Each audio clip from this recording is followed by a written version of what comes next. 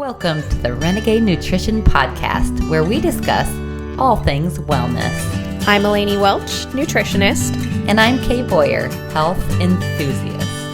Welcome back, Renegades. Welcome, Renegades. Welcome. I'm ready for another pep talk with Eleni to make me healthier. Hey, that's a good one. You always sound like a morning radio host.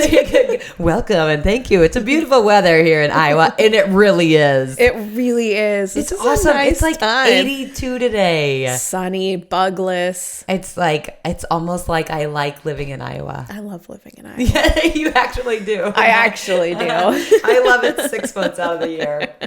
It's those cold, dark ones that develop my character. Yes. Yes. That's what it's for. It makes us stronger. Yes, it does. Yes, Puts it does. hair on your chest. Okay. Well, okay. Today you just told me what this is going to be about. Remind me. It's really early today, friends. It is earlier than normal. That's true. Today we're going to talk about the benefits and detriments of fasted exercise. Yes, and this is something I actually really do want to know because I haven't known, and I'm like to my husband, I'm like, should I eat before I work out, or then I feel like I'm going to throw up, or else I'm really weak. Yeah. Like, what do I do? And then he's like, yeah, I don't eat till afterwards. I'm like, but then I'm starving. Anyway, so I do want to know your thoughts on this and what I can do to but I think first, Eleni, I would have to start working out. So, okay, we're going to get there. We're going to get there. Once I start working out, I want to know, should I be doing it fasted or not? Or full, fed? One thing at a time. You're like life is a workout. In fact, that is why I have stopped actual working out, because I still get my steps in a day. I still lift heavy thing all day. Yeah, exactly. I think you never stop moving. That is ever. True. That's very true. But you know what? I used to try to get the 10,000 steps a day, and that was my goal. I always did it, no problem. But over the winter, Eleni, I looked at my watch because I haven't looked at it, my steps in a while, and I looked at it, and the previous 3 months, I got down to 8,500 a day was my average. I just looked last week. My average is down to 7,500.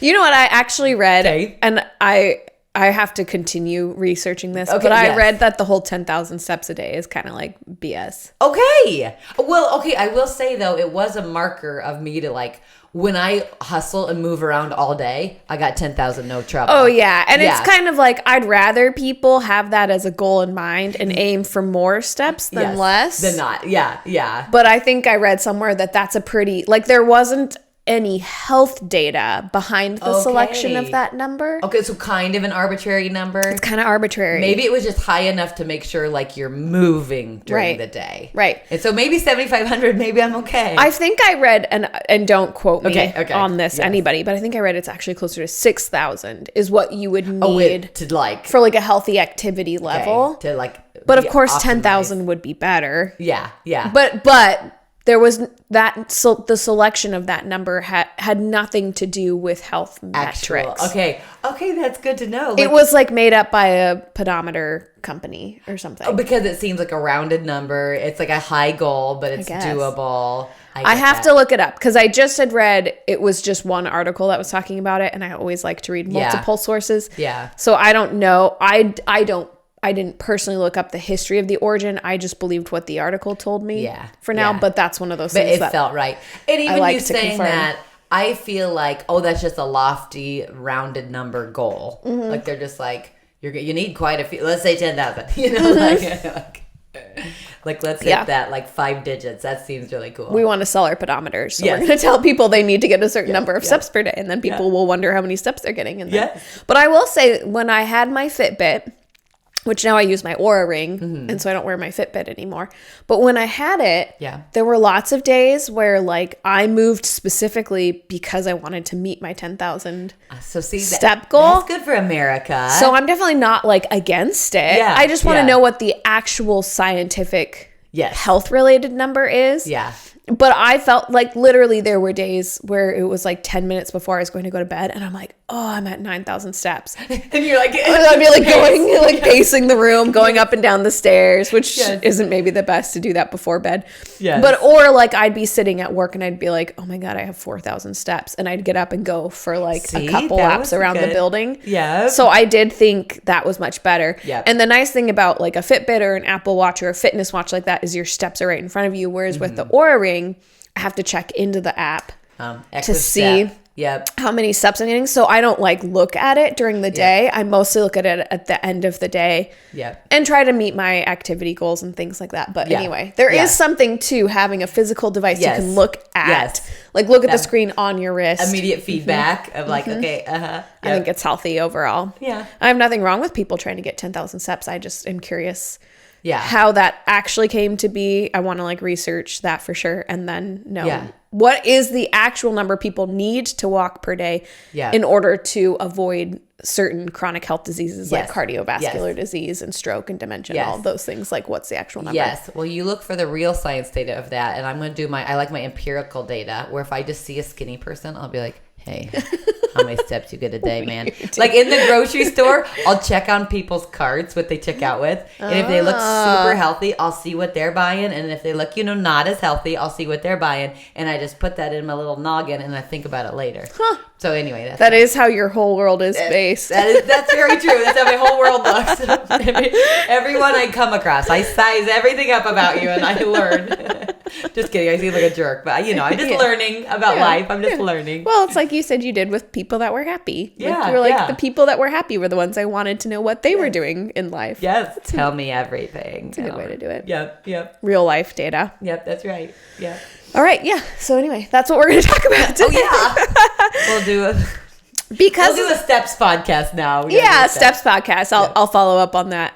Yeah. But I do think it's just a really common question and it's not usually like a burning question for people. Yeah. But it is a common question. Like I myself have wondered. Yeah. Like, should I eat before I work out? Because I've read both ways. Yeah. Right. I've read both ways where people are like, you should never work out on an empty stomach. Mm-hmm. And then some people that say you should only work out on an empty stomach. And then there's just what makes you feel good personally. I just wanted to confirm whether I was like causing harm to my body or not. Yeah, so I wanted to look this topic up. Like putting extra stress on it that's not necessary. Right. Yep. Exactly. But before we jump into this episode, hi to our friends in Brazil. Brazil! Yay. I want to go to all these places. I know. Can we stay at your place in Brazil? Oh, another country that is near and dear to my heart. I have many Brazilian friends. Yes. And I love them. They're such a warm, community-oriented, family-oriented people. Like it sounds ideal. I love it.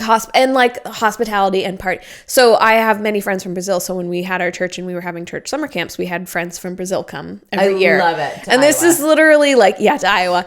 Like the Brazilian culture is like so churrasco, where you're having like a barbecue with meat, but they like you carry meat around, right? Like it's not and then like slice it off. Yeah. Yes. And it's not like you're just sitting at tables. Well, I guess you could be, but the idea is like you're standing up, you're communing with people. I love it. And then there's like they're just carrying food around, and it's like the Brazilian hospitality is amazing. I felt like what I learned in their culture is they like to start that thing at like 10 p.m. It's like 2 a.m. when you're like wrapping that up. They party late. In Elaine's 8:30 bedtime. This is not working.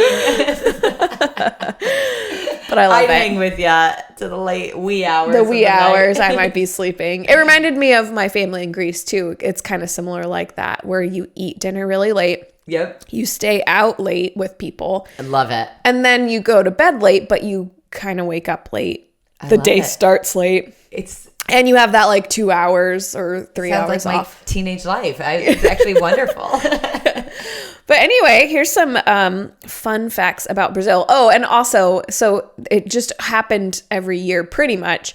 It would overlap with when Brazil was in the like soccer World Cup. Yes. When they would be here, or if they had made it to the cup, then which of course for them is football, not soccer. Yes. Which I think makes more sense to call it football. Yeah. But anyway. Fair. Yes. But man, I don't think anyone in the US comes, even the most like turbocharged sports fan in the US does not come anywhere close to the least turbocharged sports fan in Brazil. Yes, well said. Well Like said. that, like football, that sport for them, literally, like it's their life. It's like, cool. It and was that like community and the connection and that energy to it. It's awesome. Oh my gosh. So like it's sitting awesome. and watching Brazil play, like with them was just an experience I will never forget. Cool. And if they lost, it was mourning. Okay. Like mourning. Okay. And if they won, it was like joyous celebrations all day. Yeah, till 2 a.m. Let's do it. Yeah. That's awesome. Yeah. I like that community and the energy of that. I love it. Yeah, it like defines their culture. I think that's cool. That is And very maybe cool. I'm sure, there are people that feel that way in the US. I just can't relate because I'm not one of them. But Yeah, man, yeah. I got into it when Yes. Brazil was playing because I Yes. was like, I feel like this dictates how your country does for the next year, Yes, like yes, economically. yes. So Oh, yes. here's some fun facts about Brazil Yes. that I found. Brazilian prisoners are allowed to reduce their sentence by 4 days for every book they read. For real. Isn't that cool? I think that's cool. That is very cool. Like actual reformative structures in place for people who are in I prison. love it. I would be blasting through Goosebumps or something. I maybe have to be like Charles Dickens or something or any book. I don't know if there's a requirement. I just That's think cool. because Christopher and I were literally just talking about this because a friend was talking about how their neighbor got arrested here in Iowa for having a meth lab. It happens. Went to sometimes prison. here in Meth, Iowa. meth is Okay. kind of a problem in Iowa. It is. The farmer chemicals. Yeah. Yeah, went to prison for 4 years. The day he got out of prison, came back to his property and began smoking meth. And I just was telling Christopher, I'm like, isn't that such a reflection of the failure of our judicial and prison system? Yeah. That like there wasn't something in place to help him. It's like a mentorship, a Yes, transformation, right. equipping and empowering. Like Yeah. we just put him in Some timeout. healing, right? And didn't right. do anything to actually help the core problem, which Right. ultimately is like probably, I mean, Right. is his fault, isn't his fault, right? Like we Right. live in a society Okay. that pumps Right. kids full of Meth prescription and- right, that drugs. is generational poverty. Right. Yeah. Then they Right. become addicted to hardcore street drugs. Anyway, we create the problem and then we don't do anything to like solve it. And so I was just talking about how, man, prison just doesn't seem like the right answer for people. They need help. They need rehabilitation. They There's need a mental full- health. Yeah, right. It's Counseling, everything. it's everything. But I just like read that for Brazil. I'm like, that is so Brazil. cool. That's so cool. So Yeah. reading books, it just keeps your mind sharp, forms Yeah. new positive habits. Yeah. I thought Yeah. that was cool. That is cool. Also, Brazil was the first country to accept women in their armed forces. Nice. Look at this progressive country. That's amazing. Cool. Mm-hmm. So round of applause for Brazil. Brazil, you are a badass. You are badass. Yes. All right. So thank you to all our listeners in Brazil. Thank you. Okay, so now the question: to eat or not to eat Tell me. before a workout? You always give a long answer. It's not going to be one word. It's not, and it's kind of complicated. And the answer is it depends. So that's Yes. so now hang in for that. Okay, so I do know that, like, especially for people who work out first thing in the morning, this is a big question. I think for people who are working out at night, it's not so much a question, right? Yeah. Because fasting is like, the definition of fasting is going a 10 to 12 hour span. Okay, 10 to 12. Okay, it's the numbers. Okay. So if you're an evening exerciser, it's not fasting if you haven't eaten since lunch, if that makes sense. Yeah. Unless you ate at noon and you're exercising at midnight. But Yeah. But otherwise, it's not a fasted exercise. So really the question applies to people who work out in the morning, which I think makes up the majority of people who exercise. I feel that. I do know people who exercise over their lunch break or in the evening. But I think for the majority of people, we're kind of looking to get it out of the way first thing in the morning. So after going for hours without eating, is it a good idea to get out of bed and go straight into an exercise session without consuming any food? So in some ways, yes. Okay. In some ways, no. Okay. Let's discuss it. Let's discuss. So again, just a few things to cover first. What does it mean to be fasted? So being fasted means your body has fully completed the process of digestion and the nutrients from your food have been fully absorbed and stored in your body. So that's kind of that 10 to 12 to 14 hours. time span. So that's what it means to be fasted. So that's what we're talking about when we're talking about fasted exercise. So what happens in your body when you're exercising while fasting? So once you've had that complete digestive process, your body has stored the nutrients, but you're not consuming new nutrients. And so it's sort of a limited energy supply. So we can utilize a few of the macronutrients we've absorbed, such as carbohydrates and proteins and fats, to fuel our energy expenditure when we exercise. But the body is pretty deliberate in how and when it uses those different types. So glycogen, which is the stored form of glucose, which mainly comes from carbohydrates, is the preferred energy source for the body. So your body wants to use glycogen. And especially for high intensity interval training or high intensity exercise, so things where you're like sprinting or doing jumping jacks or doing push-ups or anything that you're doing kind of intense exercise for a shorter period of time, glycogen is going to be the preferred source of energy for your body because it's fast and it's easy to burn. It makes sense. If you're sprinting, your body wants to use fast energy. If you're going for like a 10-mile slow jog, it could be a slower burning form of energy, right? The other energy source is fat, which can sustain your energy levels for much longer overall than a quick burning fuel like glucose. So the body has an ability for some people to trade off between burning fat and burning glycogen. Which is what we talked about when we did our keto episodes, and that's called metabolic flexibility. So metabolic flexibility is a good thing, but it can be pretty difficult to achieve for some people, especially if you consume a carbohydrate-heavy diet.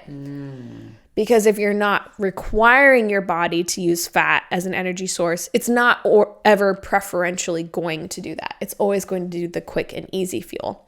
So if you're eating carb-heavy, that's what your body's going to burn. That probably feeds the cravings, feeds the cycle. Then you're like, oh, I'm running out of energy. I need more carbs. Right. So then Exactly.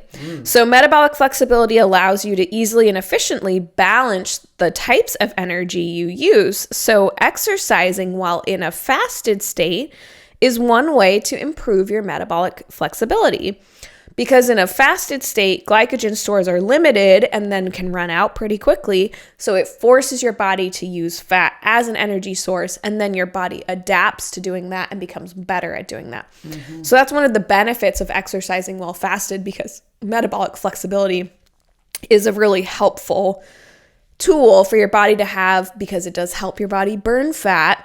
So instead of relying solely on carbohydrates, it can burn fat, which then means it can burn your stores of fat. So people who have improved metabolic flexibility tend to have leaner, thinner body types. Wow. And exercise is one way to improve that flexibility.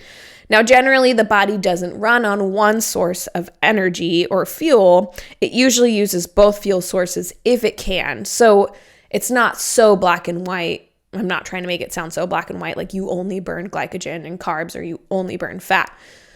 It usually will burn both. It just will preferentially burn whatever is easiest and available.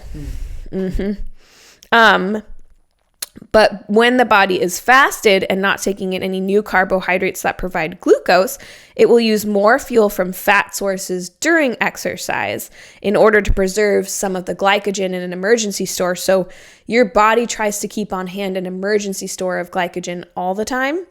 So it will always keep some back, because still in our evolutionary DNA mind, we exist in a world where like a tiger could leap out from the bushes at any time and we need to run away. There might be a famine. So your body will always save some glycogen back. And so if you're exercising while fasted, once it runs out of its like unnecessary glycogen stores, it will start storing the rest and start burning fat. So exercising while fasted is a great way to burn more fat. Well, we all want that. Most of us in America too. Yep. So from a metabolic health perspective, fasted exercise is beneficial because its potential effects on glucose, fat burning, and insulin sensitivity exceed those of non-fasted exercise. So during fasting, the body increases the availability of the free fatty acids that circulate in our blood through a process called lipolysis. So it's the breakdown of fats. Lipo is fat. Lysis is the breakdown. So lipolysis is the breakdown of stored fat tissue.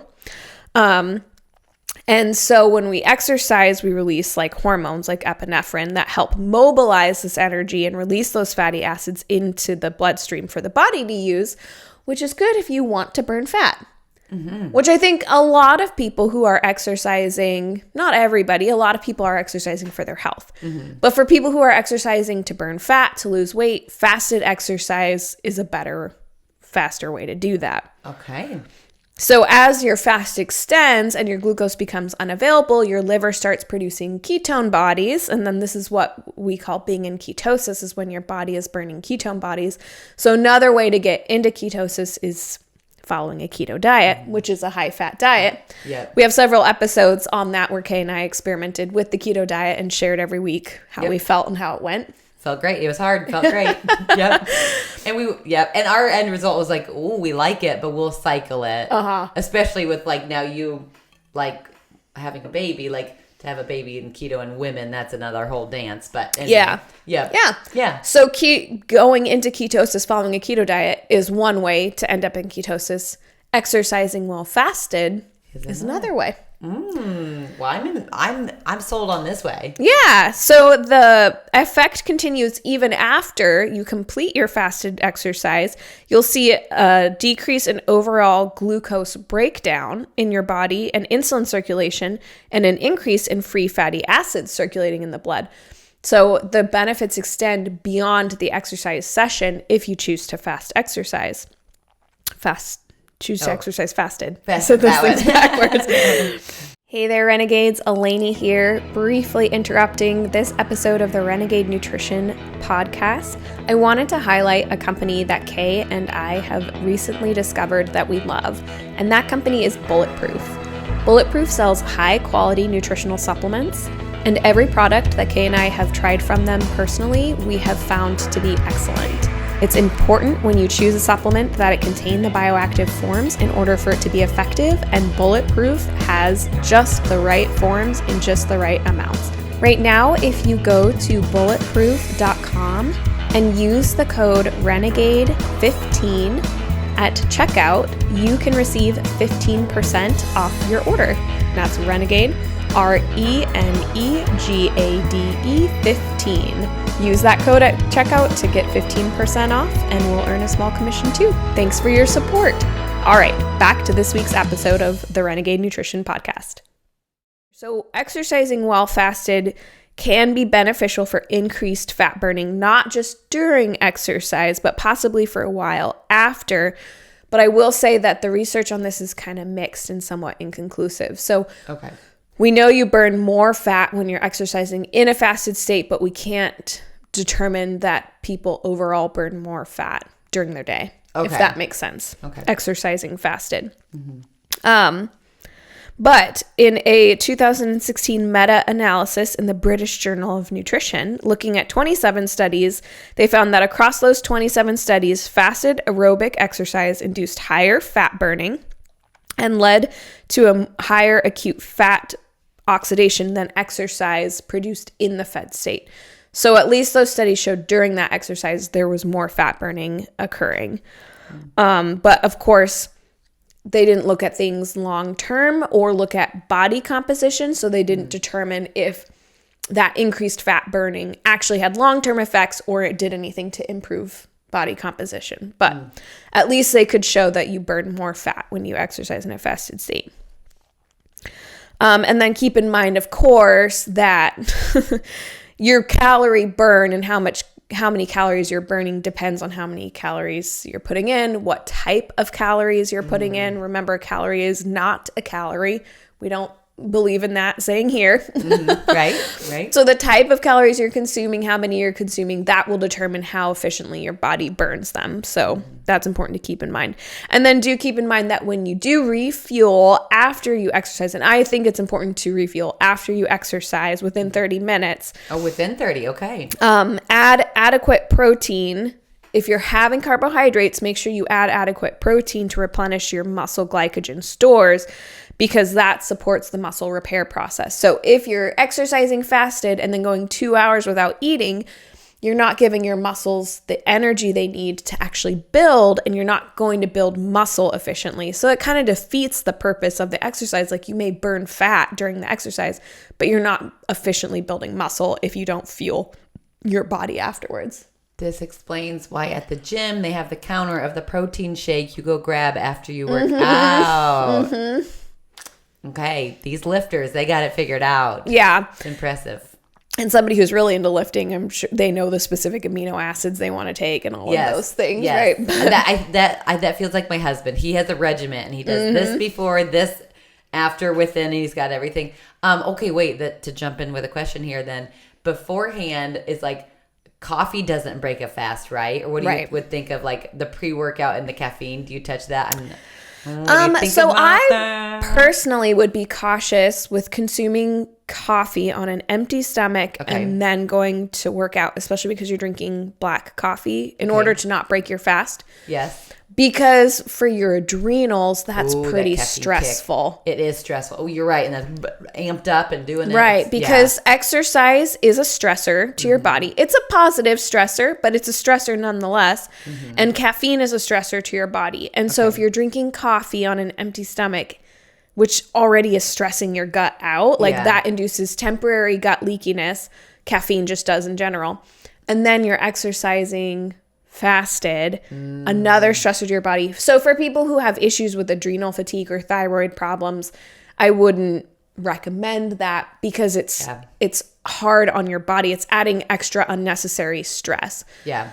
I do feel that. I do feel like my husband's done the pre-workout forever, and I've had that gut feeling. I'm like, I don't know if you should be like kicking that all in your body before you go do what you're doing. And he has, since he's gotten older, like, your body's more forgiving when we're younger, right? As he's getting older, we're noticing, like, he's like, I can't do that anymore. Yeah. Like, And adrenal fatigue is I'm not saying that coffee in general is bad for adrenal fatigue, because I don't know that we've fully proved that out. I think there can be benefits of coffee, even with adrenal fatigue.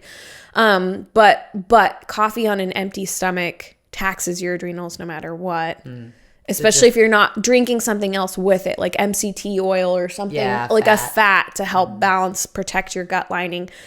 Yeah. Maybe someday I'll change my mind on that, but nobody's convinced me yet. Okay. That's okay. That's something to watch. Yeah. I would be careful of that personally.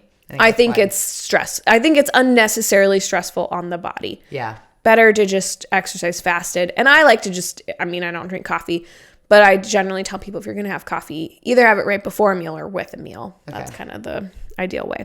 Smart. But if you're not exercising and you're doing intermittent fasting and you want to extend your fast in the morning, then coffee with like some fat in it is sometimes a good way to do that. Okay.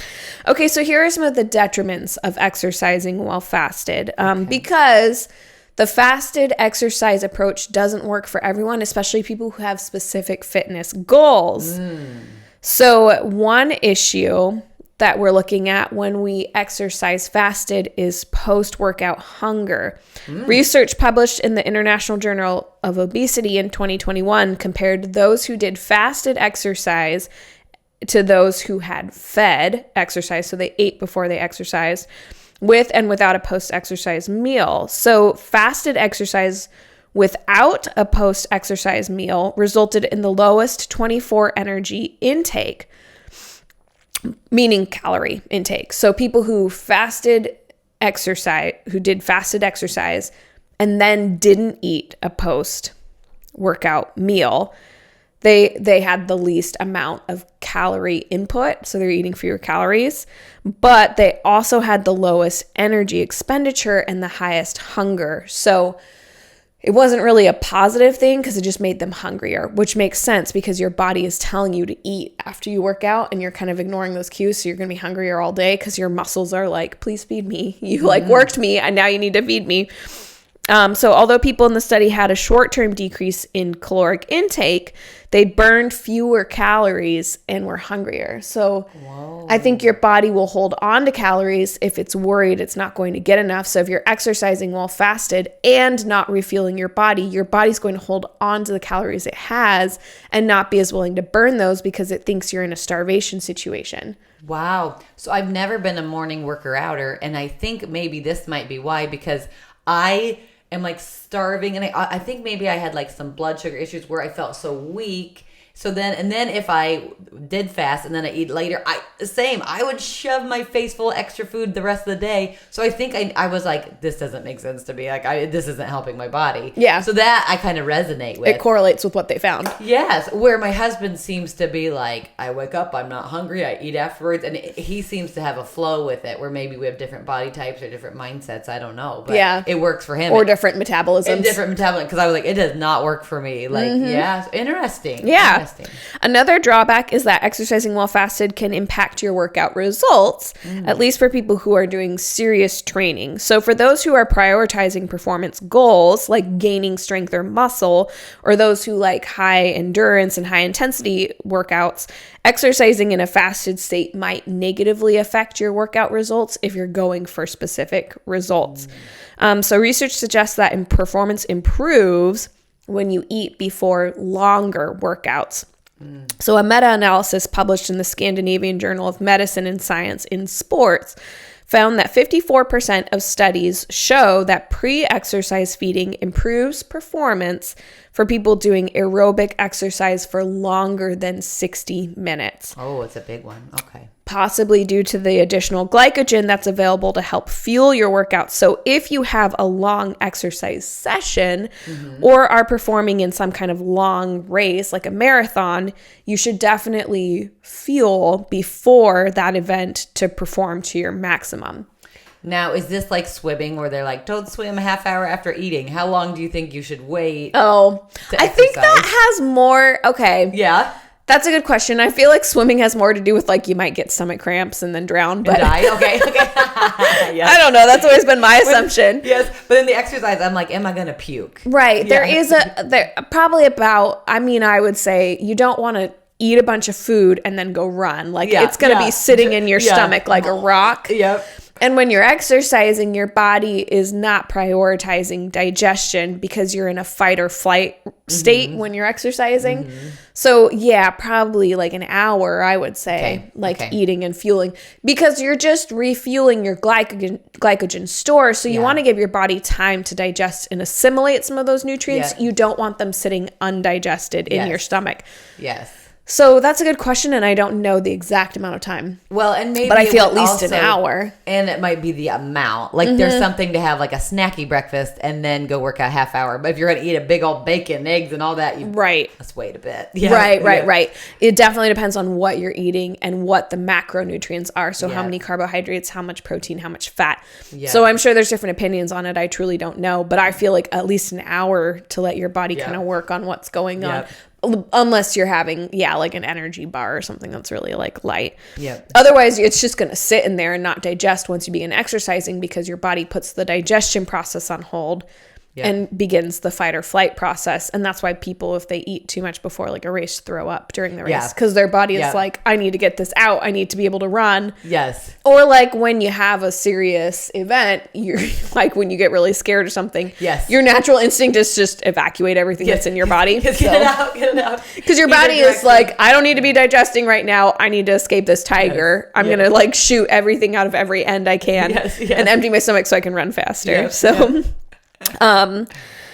a small study on 16 men doing resistance training found that not eating breakfast before exercising decreased their exercise performance in the gym. However, that fasting versus non-fasting has a more significant impact when you're looking at people who are exercising for longer than an hour. A 2018 meta-analysis looked at 23 studies on people doing cardio in the fed versus fasted state and found no difference in exercise performance when workouts were less than 60 minutes. I mean, good job to these folks working out more than an hour. Can we say that? Applauding you, friends. Good job. You're training for something. Yep, good job. So if you're working out in a short amount of time, shorter than 60 minutes in a fasted state, it may not affect your workout. I guess depending on what type of workouts you're doing too. Because I'm sure people who, again, like I worked with somebody who did specifically like body strengthening, muscle building, whatever. And they had a whole regimen of like protein powders they consumed before they exercised. And I'm sure he had researched it all. Yeah. Because he seemed like that kind of a person. So it's a little bit different if you're like bodybuilding. Right. That's or like looking to lift 200 pounds versus doing a high intensity interval workout. Yeah, that's true. That's true. There's so many variables to this. Is it muscle growing? Are you trying to lose fat? Are you trying to like optimize your energy? Are you trying? Yeah, there's so much to right. it. Yep.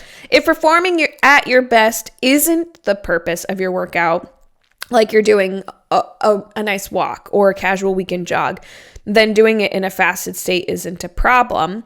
Or if you're just exercising to maintain your health, right? Like I exercise for 30 minutes in the morning. It's not to like achieve any specific health goals. I'm not training for the Olympics. I'm not bodybuilding. Not being I'm just like a beach model. Exactly. Yeah. I'm past that stage. Yeah. So to me, it's like, it's not going to affect my workout results. I'm not going to be like, oh, I didn't build that like my right glute. Exactly. And I'm not competitively training, so I don't need those types of results. And I think the majority of people probably who are listening to this podcast fall within that same audience. Like you're exercising for your health rather than for specific performance goals. Yeah, that's fair to say. So for all those people, I think exercising in a fasted state is totally safe. It's not going to affect your workout, and it may actually have some benefits in terms of improving fat burning during the workout. And to other beneficial adaptations over time, such as improved glucose control and fat burning. So over time, continually fasted exercise may help improve your glucose control, so your blood sugar control, and your ability to burn fat. Yes. Okay. That kind of leads me into like, let's say if I were to start doing fasted workouts in the morning to not feel kind of nauseous or feel like I have the energy, I feel like I would have to do like our Dina Thompson, how she does like your whole life balance of eating. So she's like, you wake up, you have your protein, you have your protein, you wait. So for me to make it work to do it fasted, I would have to get my whole life rhythm the night before, eat enough protein, so then in the morning I have enough. You know what I'm saying? Like the morning workout starts the night before, and it starts with your sleep the night before. Like so, all of this is it's a lifestyle. Yeah. And I do think too, everybody is different, so everybody needs to figure out what works best for them and how they feel best and how they perform best. So for me personally, I don't feel good if I eat and then try to exercise, no matter what I eat, what amount I eat, how long I wait. And it's been that way always. Like even pre-pregnancy, especially pregnancy, it's awful because it gives you like heartburn because your body just is pushing up. Everything's already pushing up. So if you have food in your stomach, then that's a no-go for me personally. But even before that, I never liked the feeling of exercising on a full stomach. I felt sluggish. I felt like I got like abdominal cramps. Like I just never, so I always would wake up first thing in the morning before I did anything else. I'd work out. Wow. Because I do get hungry in the morning now, which we talked about this in our episode with Dina. I didn't used to get hungry in the morning because I was practicing time restricted eating and I was eating later in the day and my body had adapted to that. So I was eating my last meal at night at like 8 p.m. So I woke up not hungry. Yeah. And I could go work out and then get hungry after my workout and eat then. But I could even go a few hours after my workout. So I never could. Yeah. Now that I'm on a more healthy circadian rhythm with my eating habits, Now I'm eating closer to like 6 p.m., especially in like winter, it's closer to 5. Summer, it's closer to 6 because we kind of extend it with the daylight hours. But now I'm hungry. I am hungry when I wake up in the morning. Yeah. And so I just get in a workout quick. So I do like a 20 to 30 minute workout. And, you know, for pregnancy, it's a lot of like functional movements. Like it's things to prepare my body for birth and to have a healthy toned body to like support a pregnancy and feel good and keep my back feeling good, keep my legs feeling good. So it's a little different, but always I'm just doing some amount of cardio, some amount of strength training, some amount of ab workout, some amount of arms, some amount of legs.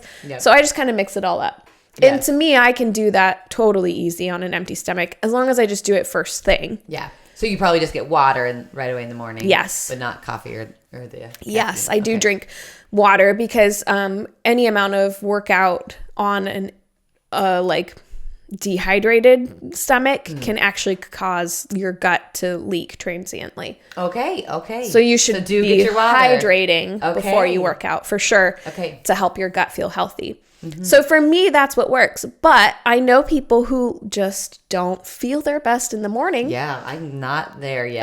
Just give me a little time, guys. Like morning is my best performance time. If I try to work out in the afternoon, I have none of the energy I have in a morning workout.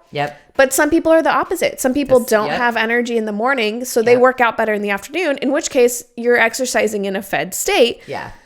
Which, as we've talked about, may not have the same results as far as fat burning, but also is just fine. Yep. And so that's interesting because that would be me because I naturally work out in the afternoon. If I have a big, heavy lifting project to do, I naturally do it in the evening. Just my whole life. For me, it would have to be first thing in the morning. Yeah. Okay. So then listen to your body, friends, and honor your way. Yeah. So I think if you feel better working out in the afternoon, don't worry about fasting, non-fasting, because it's not ideal for your circadian rhythm to go that long without eating. So you should be eating. But then you could experiment with what you eat and how it affects your exercise performance and what you eat before you exercise, which would be a whole different episode. But anyway, so I think it's kind of like this convoluted way of saying it doesn't particularly matter. You do you. You do you. But there are some benefits to exercising in the fasted state as far as fat burning, glucose control, blood sugar control, insulin sensitivity. All of those things seem to be improved in people who exercise in a fasted state. So if you're a healthy individual and you don't need to worry about those things, then exercise whenever it works best for you. But if you're somebody who's suffering and dealing with difficulties with blood sugar issues, insulin control, like you have insulin resistance, then exercising in the fasted state is a better choice for you if it's possible. Yep.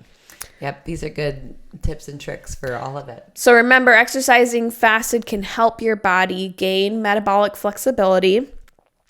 Using or metabolizing different types of energy like fat during exercise is great for when you want a more sustained energy burst while keeping your insulin low, which is beneficial for higher insulin sensitivity, higher fat burning, and low metabolic disease risk.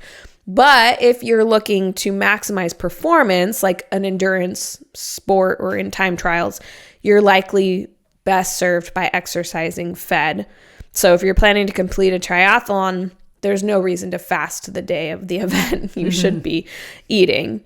Another essential point is that exercise itself is king. So research has found that staying active improves insulin sensitivity, boosts endorphins, reduces cardiovascular risk, and helps you stay healthier longer. So just exercising in the first place is good. Yeah, is the first step. Don't right? Get lost in the nitty gritty. Exactly. Don't get lost in the weeds. Yep. So then you can experiment once you get exercising with whether you do it fed or fasted. But for those who want to try fasted exercise for the first time, I recommend doing so when performance isn't your first priority. Smart. So for the average layman who's just exercising to be healthier, then exercising fasted is probably a better choice for you. For the person who is looking to improve specific performance results, build muscle, do those sorts of, and I'm not talking about like just building muscle that you can do during exercise. I'm talking about like building muscle. Yes. Like ripped people. Being like an Arnold. Yeah, Arnold Schwarzenegger. Arnold Schwarzenegger. I loved him in elementary school. He was such a crush. He was my crush because Kindergarten Cop came out. He was like so my like dream man. Yes. So if you want to be an Arnold, then you should be eating before you exercise. Yes. But I think overall, for the average healthy person with normal healthy goals, exercising in a fasted state seems to provide better long-term results than exercising in a fed state.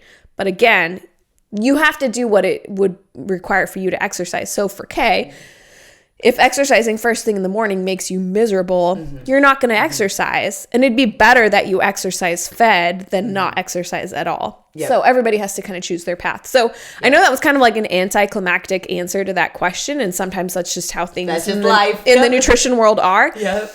But I think it's a common enough question that people wonder about that it was worth addressing the topic. And all the angles of it. And just saying it kind of depends on your goals and your health status. But try both and see how you really feel best. Yep. I know we want that easy answer, the secret key to everything. But in the end, it's just trying what works for you and doing it smart. And that seems like life. Yeah, and in general, there are health professionals in this world that have very strong opinions either way, right? So it's probably what worked for them because they're a morning person. Right. Me, the afternoon person, I'm like, okay, I'll follow someone else. Yes, but I try not to have that like black and white view. I try to always just look at it from every angle and look at all the research and say, okay, well, my experience in research is that so far nothing supports a totally like... Yes. It never supports a black and white view. Everything is gray in life. Literally, everything is gray. Yes. Yeah. So anyway, hopefully that answers the question for people. And really the ultimate answer is to find what works for you that keeps you exercising. So hopefully that simplified that process versus complicating it. But sometimes I think it's nice when the answer is like, whatever you're doing that works is great. Keep doing what works. Keep doing that. Yep. Yeah. I love it. Well, thank you, Eleni. I'm going to go eat breakfast and then work out way later. Okay. And for our listeners, go be renegades. Go be renegades. Thank you for listening to the Renegade Nutrition Podcast. Please keep in mind that this podcast is an educational service that provides general health information. The content on this podcast is not a substitute for direct, personal, professional medical care and diagnosis. You should always talk to your doctor before making a dietary or lifestyle change. Go be renegades! Go be renegades!